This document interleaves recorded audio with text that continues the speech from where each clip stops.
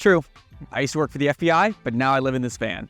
Here's how it happened. Once upon a time, there was a guy in college who didn't know what he wanted to do with his life. That guy was me.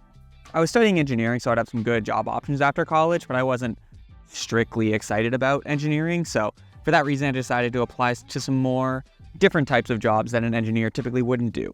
And one of those happened to be a new graduate program for the FBI. So I submitted my application and forgot about it until one day about 3 months later, when somebody from the FBI reached out and said they wanted to do an interview. Obviously, I was super excited and wicked nervous to be talking to somebody from the FBI, but to my surprise, it actually went really well. That wasn't until they ghosted me and I didn't hear anything from them for 6 months. But then, in true government fashion, 6 months later, out of the blue, somebody reached out and offered me a job at a brand new technology innovation office at FBI headquarters in Washington, D.C., pending a clean background investigation and polygraph, which is a story for another day. I honestly couldn't believe it. Getting to make cool tech for one of the country's most prestigious and biggest government agencies sounded like the dream job for any kind of engineer or somebody involved in tech. So obviously I took the job because how can you say no to something like that? But once I got in and started doing the job, things weren't exactly as I'd hoped.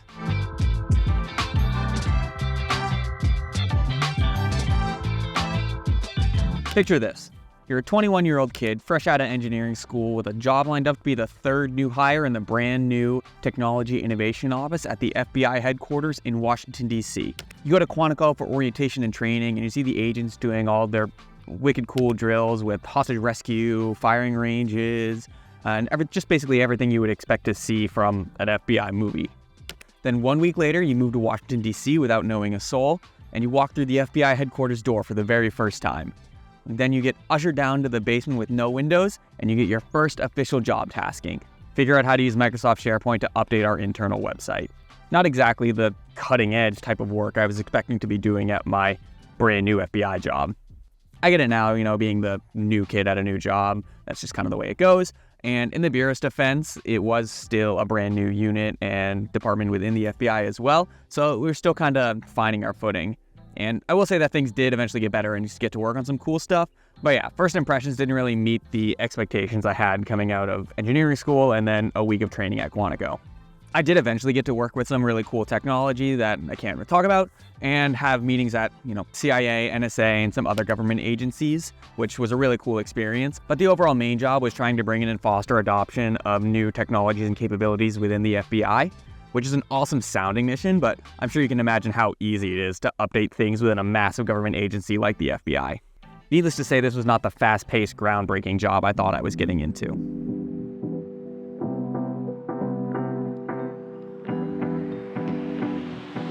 Over the next year and a half, the work continued as it was, and I started to learn more about myself and who I was and what I wanted out of a career and work. I took a look around at all the senior people that I was working with and tried to see if they were happy with their careers and where they were.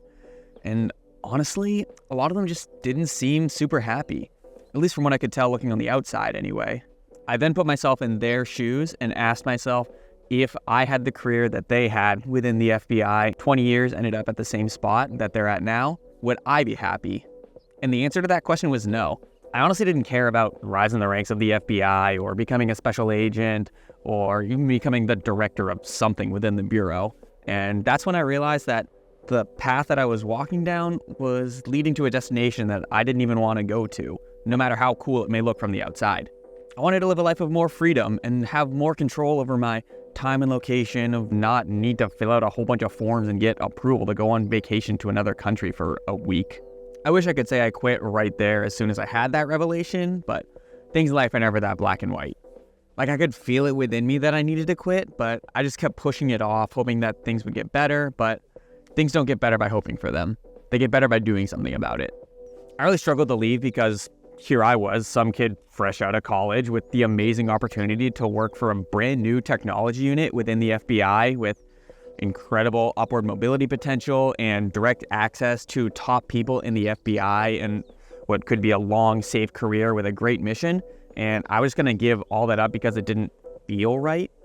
Eventually, it got to the point where it was affecting my mental health so much, and because of this dissonance that I felt between who I wanted to be and the path that I was on and where that would take me. But eventually, I just couldn't take it anymore, and so I just quit. And let me tell you, walking out of that FBI headquarters building for what was probably going to be the last time in my life was the most free I'd ever felt. It felt like a weight was lifted and I could breathe again, and I just wish I hadn't waited so long to do it. But that's not the end of the story. When I left the FBI, I didn't have any other job lined up, so therefore no money. So I moved back home and got a job as a software engineer for a government research and development center, which wasn't exactly what I wanted to do, but it was fine for now because I had student loans to pay off, and it wasn't supposed to be a forever job. It was just kind of in the meantime to pay off student loans and something I could do while I figure out what I actually wanted to do with my life. But then COVID hit and I got trapped working at home. My company went fully remote at the start of the pandemic, so I decided to take full advantage of that. You see, before the pandemic, I, like many other people, dreamed about traveling the world and just working from a laptop from whatever random country that I was in. But sadly, that was put on pause when international travel came to a halt in 2021. But that's also when I discovered van life. I saw these people on YouTube living out of these vans and traveling the country, and I was hooked. So it got to the point where it was like, I've spent hundreds of hours watching these van tour videos. I need to actually do this thing or just stop wasting my time here. I think you can see which decision I made. I bought this used Amazon Prime delivery van, built it out myself, and I hit the road full time, and now I've been traveling for 3 years. For most of that time, I've been supporting myself through that same remote software engineering job, just working remotely from the van here wherever I go. But earlier this year, the company announced that they wanted to have all employees start returning to the office to work in person again. And once you start living this kind of travel adventure lifestyle, it makes it really hard to go back.